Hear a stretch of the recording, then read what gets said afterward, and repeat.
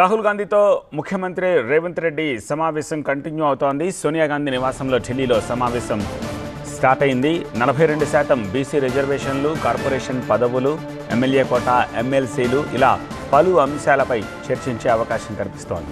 అలానే త్వరలోనే కులగణన వర్గీకరణ సభలను తలపెట్టింది తెలంగాణ కాంగ్రెస్. సో ఆ సభలకు ముఖ్య అతిథిగా రావాలని రాహుల్ గాంధీని ముఖ్యమంత్రి రేవంత్ రెడ్డి ఈ సమావేశంలోనే పిలువనున్నారు.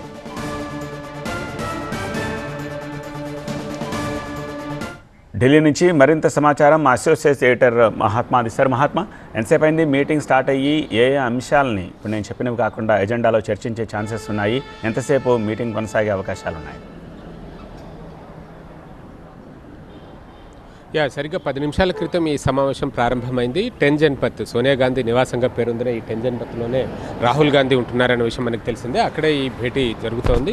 ఓఎస్ఎస్ ఫర్టిలిటీలో టెస్ట్, ట్రీట్మెంట్స్, థెరపీస్ అన్ని scientifically design in the good hands of science. Mummy daddy అవ్వాలంటే ఓఎస్ఎస్ కి కాల్ చేయండి. ఎంతసేపు జరుగుతుంది అన్నది చూడాల్సి ఉంటుంది. ఎందుకంటే ఈ మధ్యకాలంలో రాహుల్ గాంధీని కలిసి చర్చించాల్సిన అంశాలు చాలానే ఉన్నాయి.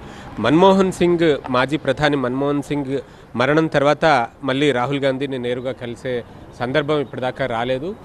ఈలోగా ఏదున్నా దాని మీద అనేక రకాలుగా రాష్ట్రంలో వదంతులు వచ్చాయి. ఇద్దరికి మధ్య గ్యాప్ పెరిగిందని, ఇంకా ఇతరత్ర అనేక రకాలుగా రాజకీయంగా ఆరోపణలు చేసినప్పటికీ లేదు, తమ మధ్య సత్సంబంధాలు ఉన్నాయి, నిత్యం కాంటాక్ట్లోనే ఉంటాము, మెసేజ్లు చేసుకుంటూనే ఉంటాము అంటూ ఆయన కూడా ఆఫ్ ది రికార్డ్ మాట్లాడినప్పుడు వెల్లడించారు.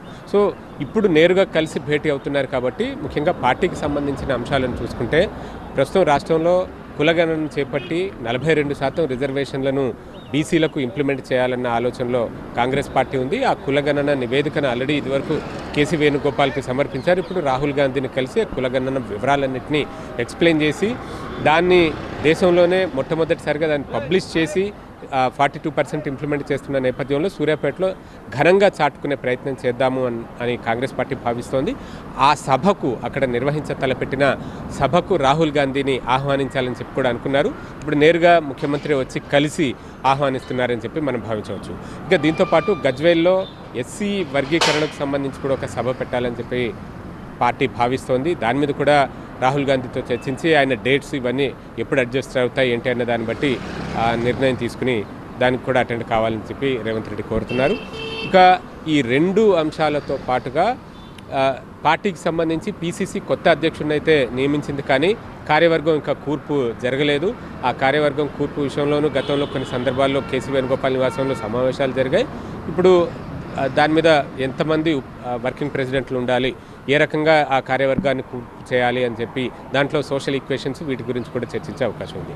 అలాగే దాదాపు 15 వరకు నామినేటెడ్ చైర్మన్ పదవులు ఖాళీలుగా ఉన్నాయి.